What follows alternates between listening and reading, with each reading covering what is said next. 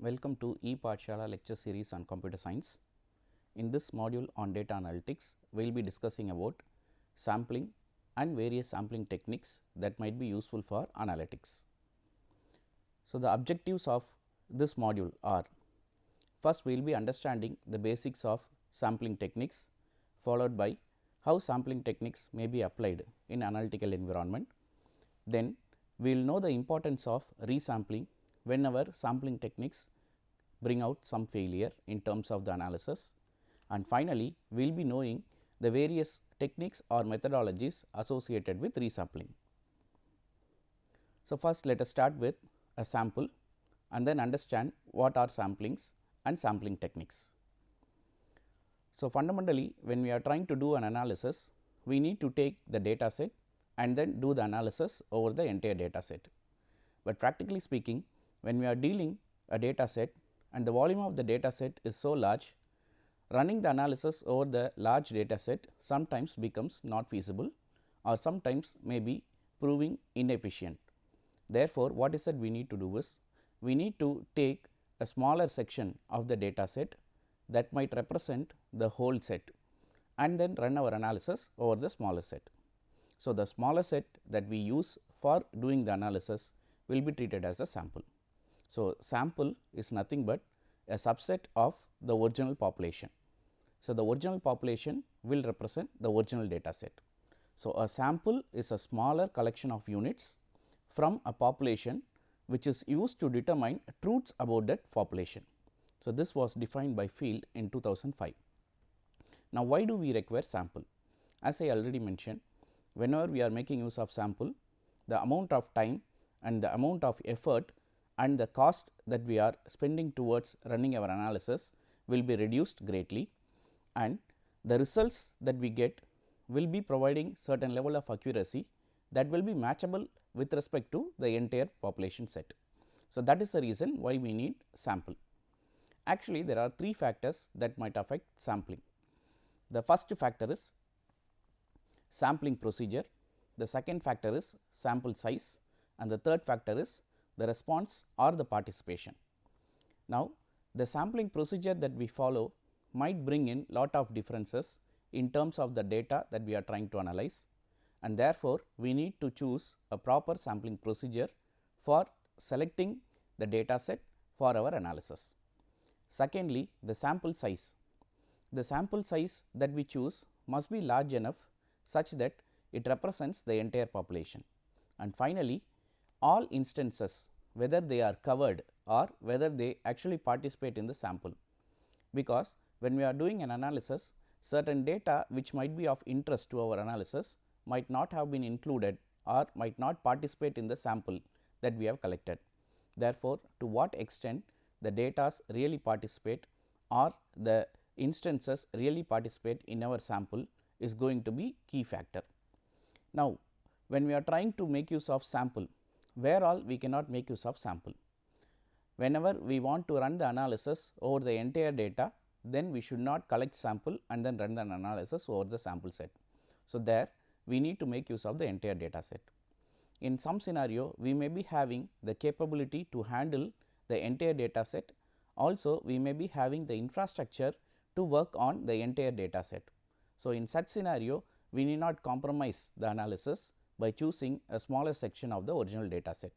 And the third scenario is whenever we want a high response in terms of our analysis and the results of our analysis, there we should not make use of samples.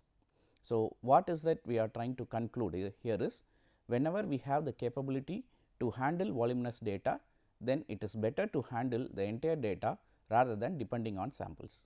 But practically speaking, from a researcher's perspective or from an academician perspective or from say an individual who is not associated to such an high end or high computing capability environment, there people need to depend on sampling. Only then they can use a subset of the original data and then run the analysis over the subset, thereby they can come to good conclusions. So, what exactly is sampling? So, sampling is actually the procedure or process by which we select representatives of the original set. So, it is the main technique which is employed for data selection. Now, where exactly the sampling will be used is, sampling can be often used before the analysis as well as after the analysis. So, whenever we are collecting the data, at that point of time itself we can depend on sampling, or after running our analysis, based on the results we can do the analysis and then accordingly we can conclude. So, sampling and the analysis associated with sampling may be done before the analysis as well as after the analysis. So, sampling is used in data mining as well as in analytics, because the processing of the entire data set sometimes proves to be time consuming as well as very costly. Therefore, we need to depend on sampling for reducing the time for our analysis as well as for reducing the cost that is spent towards running the analysis on the entire volume of data. So, key principle for effective sampling is as follows. Using a sample, what is that we need to take care of is the sample that we have selected will work almost as well as using the entire data sets. When this is true is when the sample that we have selected actually represents the whole data set. So, whenever we are choosing a sample, we should see to that it is a representative, and if it has exactly the same property which is exhibited by the whole set, only then sampling will be very effective, and hence we can do our analysis very effectively. For example, take a look at this diagram. So, in this diagram you have some 800 pixel points. Assume this to be the original data point. Now, when I want to run an analysis, instead of running on all these 8000 points of data, you can even consider this as a pixel points. So, instead of running our analysis on the entire 8000 data points, what is that we can do is we can choose a sample. So, here when we are choosing the sample, see to that we choose a subset of the original data. So, we are choosing 2000 points, which is going to be a subset of this 8000 points, and we should also see to that the samples that we collect should exhibit the property of the whole set. So, now when you compare these two diagrams, you may find the second diagram almost represents the first diagram, and now we can even go for some more reduction of the sample set that we have collected. So, here the third diagram shows another subset of the data which is treated to be a sample collected from the original 8000 points. Here the number of points is 500 points only. When compared to the second diagram, here the number of points that we have collected or the number of data that we have collected is too less when compared with that of the second diagram, but still then you can find these 500 points to some extent exhibit the properties exhibited by these 8000 points. So, while we are collecting the samples, we should see to that the subset that we collect must exhibit the property of the whole set. Only then when we run the analysis on this representative data set, we will get good analysis and results for the analysis. So, how this sampling procedure can be broken down? So, first thing what we need to do is we need to clearly understand what is that we want to generalize to. Take for example, we need to first identify what is our theoretical population. Assume we are looking into say the individual data associated to citizens of India. Now, the population that we are going to work on is nothing but the entire population set of our country. Then what is that we need to do is we need to know what is the maximum set of data or what is the maximum population that we can get access to. Assume in a state we are in a position to access only that state's population detail. Therefore, what happens is now from the theoretical population set, what we are trying to do is we are trying to narrow down to the study population. So, what exactly are we going to study? So, in such a scenario, we are actually narrowing down from the theoretical population to a subset of it, which is nothing but the population which is of interest to us and the population that we are trying to study or analyze. Then what is that we need to do is we need to know how we can access that set of data. So, this is nothing but the sampling frame. And finally, what is that we need to do is we need to choose using the sampling frame some subset from the study population which might be useful for representative of the original data. So, finally, this is the sample that we have collected.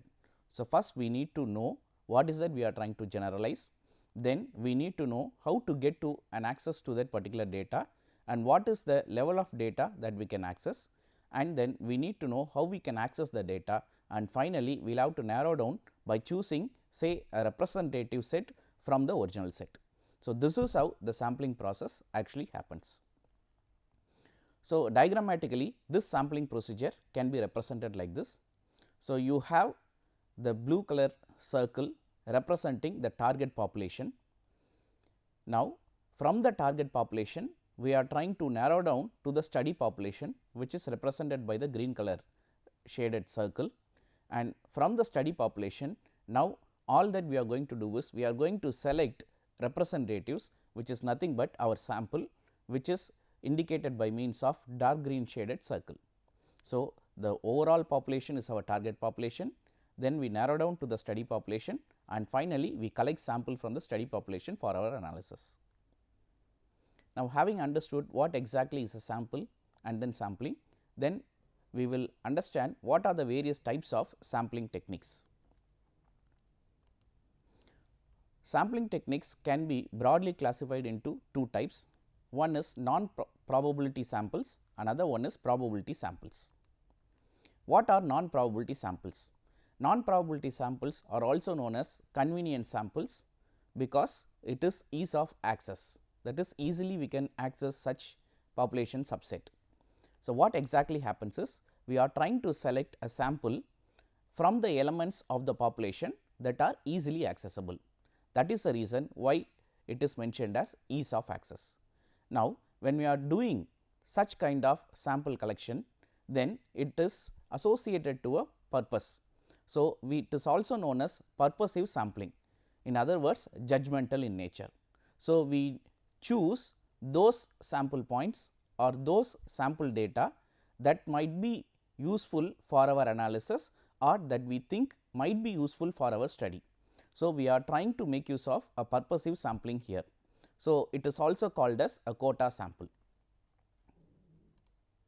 Non-probability samples are actually associated with probability of the sample set, where we do not know exactly what is the probability of say a particular data or say a particular sample might be associated with. So, the probability of being chosen for a particular data point or for a particular data is completely not known. Though this non-probability sample proves to be cheaper, but it is unable to provide a generalization, and this will result in bias with respect to our analysis. So, we may end up with say a sample set that may be completely biased.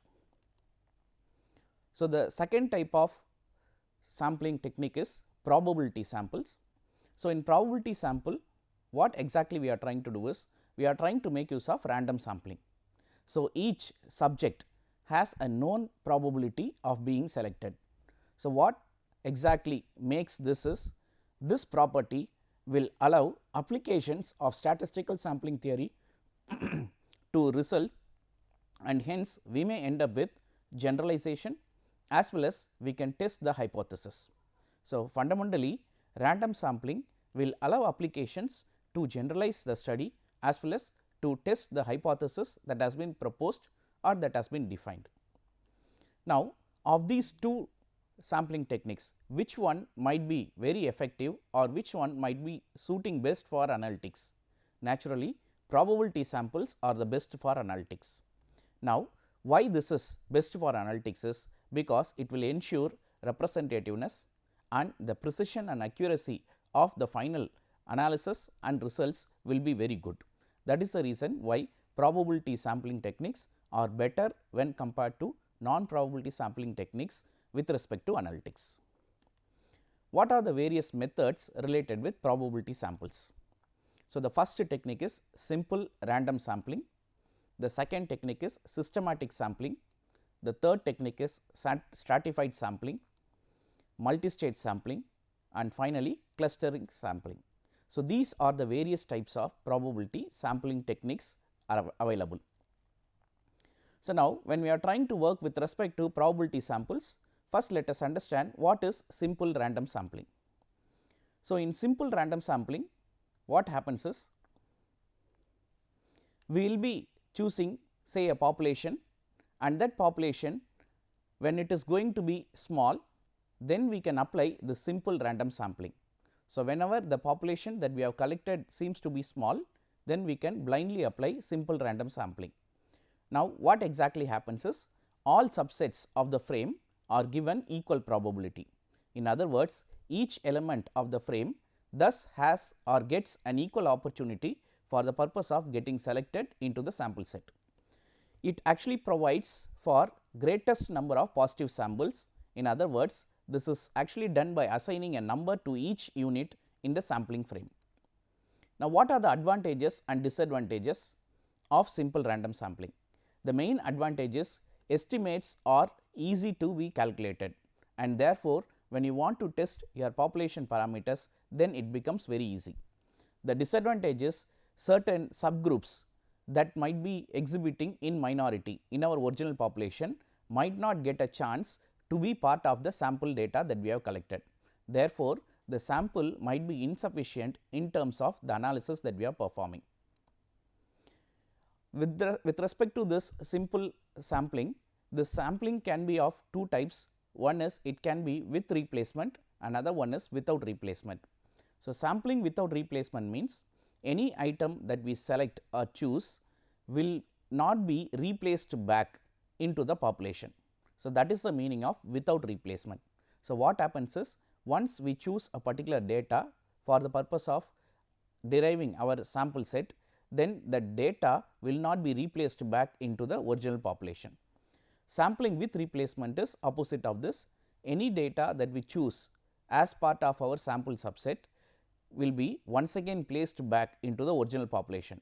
Therefore, the chance of the same data which has been already selected is there and it is more, and hence in the second time when you are choosing another subset of data, there may be a chance originally or already selected data will once again come into picture. So, in sampling with replacement, the same object can be picked more than once. The second type of sampling is systematic sampling. Systematic sampling actually depends on arrangement of the target population according to some criteria, and then what we do is, we select the elements at regular intervals. So, we need to first have an ordered list, and then we need to apply some criteria for choosing the elements from this ordered list. So, for example, when we have say some k, that when we have a population, what is that we are going to do is, we are going to first sort them, and then after sorting we will be picking say the kth element.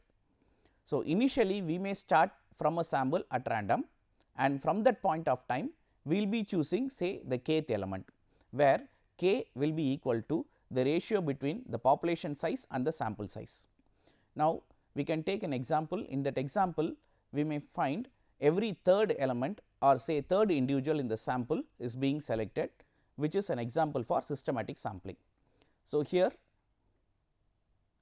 from this diagram you can find say some set of individuals who belong to the original population. Now, initially we start with say a particular individual from the original population, and from there afterwards we will be selecting the every third individual. So, what actually we are trying to do is, we first sort the population as per an order, and then we start at random from any individual, and from that point onwards we start selecting the population, or we start selecting the data as per some criteria. So, here in this example we are choosing the individual by skipping every two individuals next to the individual whom we have already selected. Now, what are the advantages and disadvantages?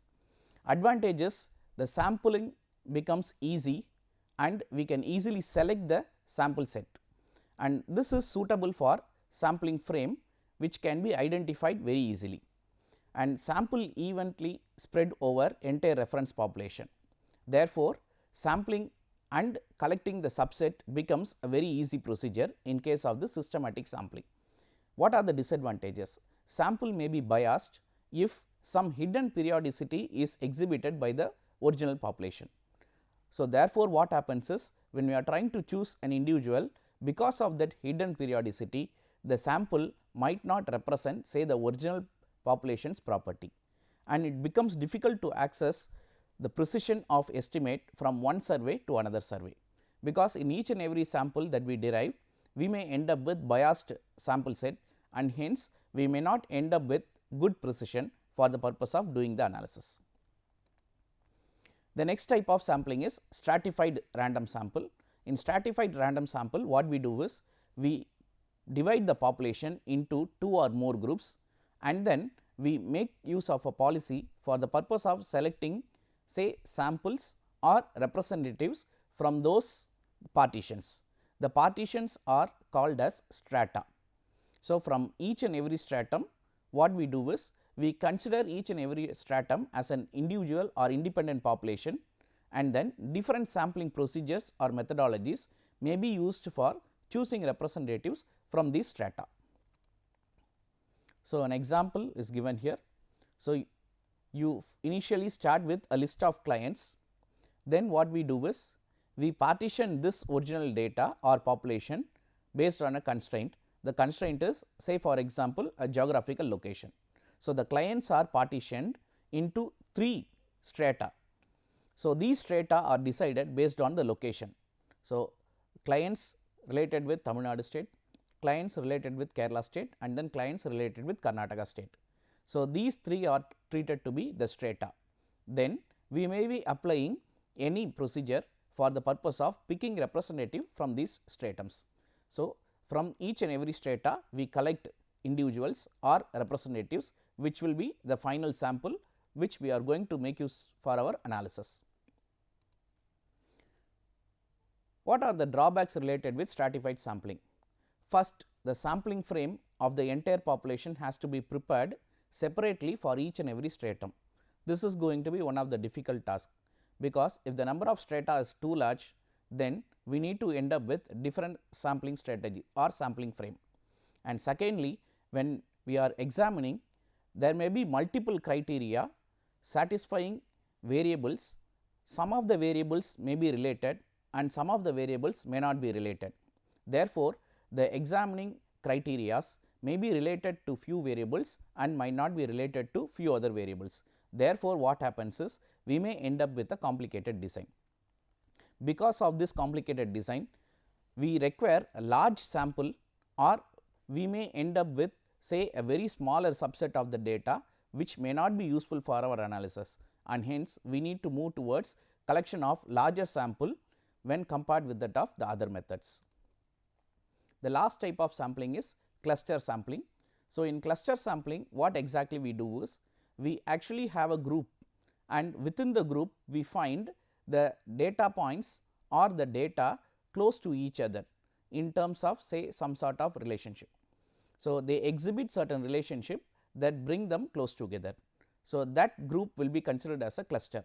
So, what we are trying to do is we are trying to identify groups, and then from those groups we will be selecting the representatives. Actually speaking, this clustering sample seems to be similar with respect to the stratified sampling, but there are lot of differences. In the forthcoming slide, we will discuss what are the differences. So, this diagram actually provides you an idea of how cluster sampling is happening. So, assume all the houses over here is the original population of data. Then what we do is we group these houses based on say region specific information. So, the green color lines or curves over here indicates the boundaries related with the various groups. So, we end up with 5 sections. So, section 1 till section 5 indicate 5 groups that has been formed. Then from each and every of this group we may collect samples. We may collect only, because we may choose samples from say few of the sections, and we need not select samples from all these groups. That is actually one important point that will help us in clearly knowing the differences between stratified sampling and cluster sampling.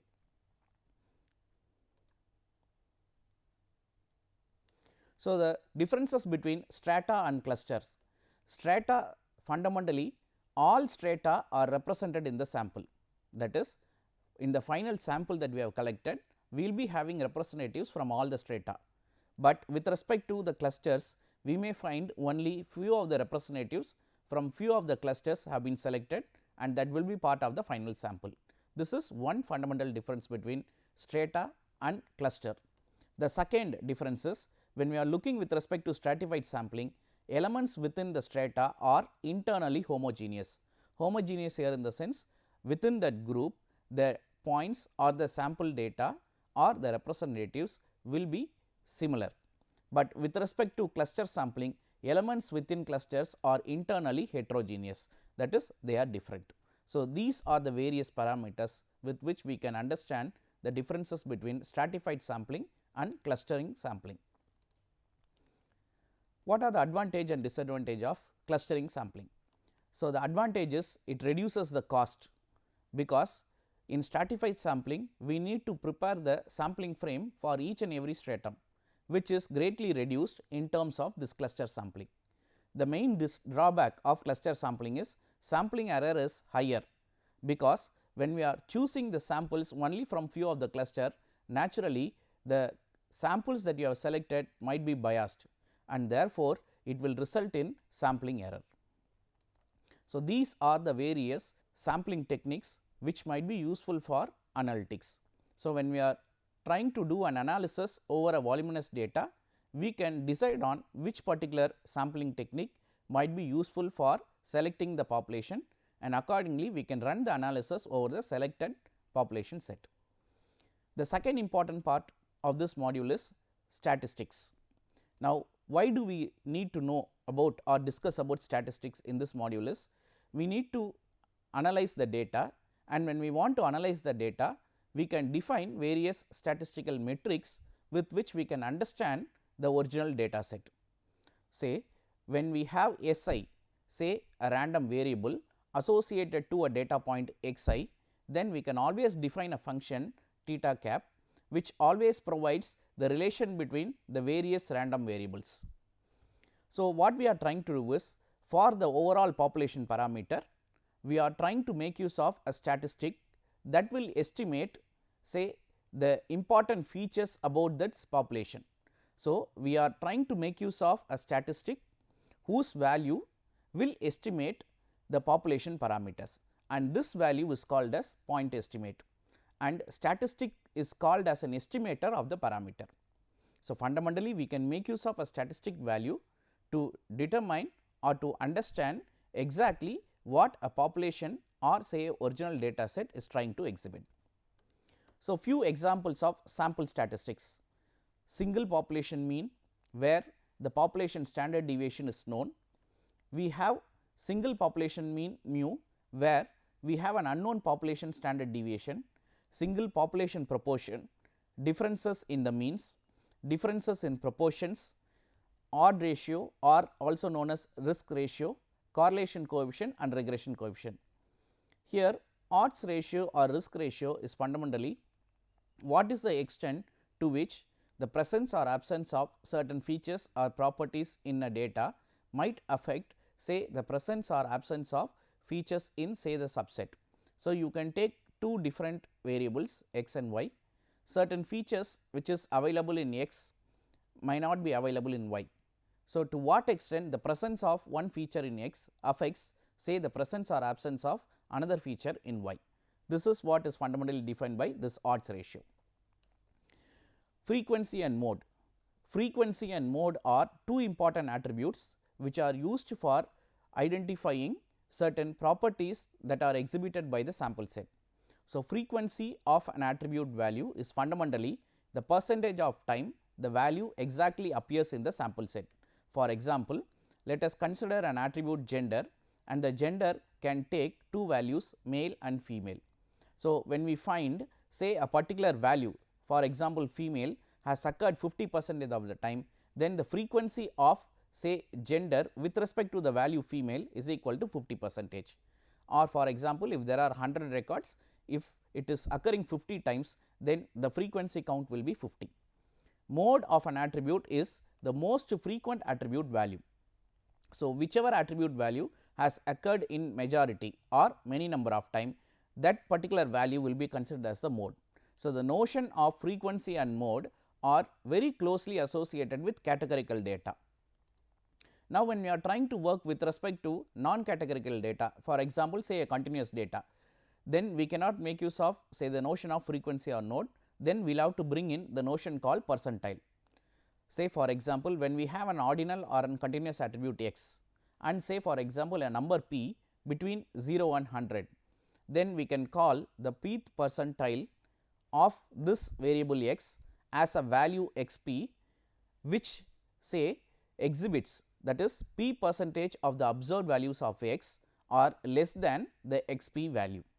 For example, if 50th percentile is the value of x 50 percentage, such that 50 percentage of all values of x are less than the value that is taken by x 50 percentage.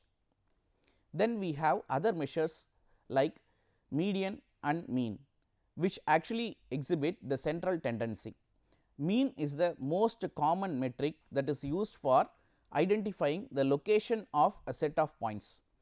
Practically speaking, mean is affected by means of outliers. Thus, the median or a trimmed mean is also commonly used. So, wherever we cannot make use of mean, there we can make use of median. For example, when we are making use of mean, assume it is related with say set of age of students who get admitted into a college. For example, the age ranges between 18 to 21. Suppose during the time of data entry, assume there is a typographical error that comes into picture. Instead of 21, it has been wrongly typed as say 12. Then what happens is, when we compute the mean will tend to orient towards the outlier or say the noise, say 12. Therefore, what happens is, when we want to identify the location of say a set of attribute values, then it will be oriented towards the noise. Therefore, mean cannot be used in such scenarios. So, when we know that the data is affected by means of noise, then we should not make use of mean, instead we should make use of median. So, what is that we are going to do is, we are going to sort the values of a particular attribute and then we will be choosing the middle value. Suppose we have say odd number of values for a particular attribute, then the middle value, which is x r plus 1, will be chosen. Suppose there are even number of values for an attribute, then we will choose the middle two elements and then we will take an average of those middle two elements, which will be used for representing the median. So, now when we sort the values, take the middle or say the average of the middle two elements, naturally the noises will be only falling in the boundaries.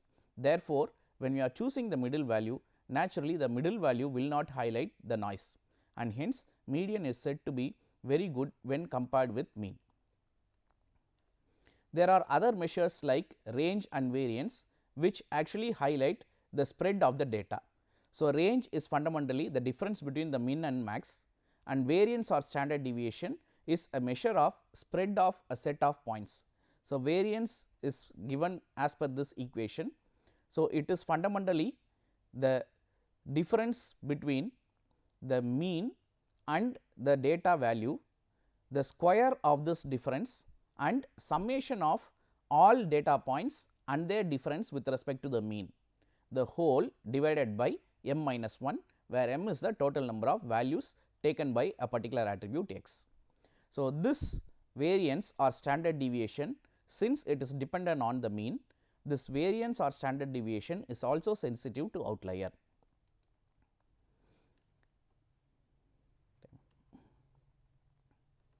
So, to summarize, in this module we understood what exactly is a sample, and we have learnt what are the various sampling techniques that might be useful for analytics, and also we understood the basics of sampling that is essential for making an analysis a real analysis. Thank you.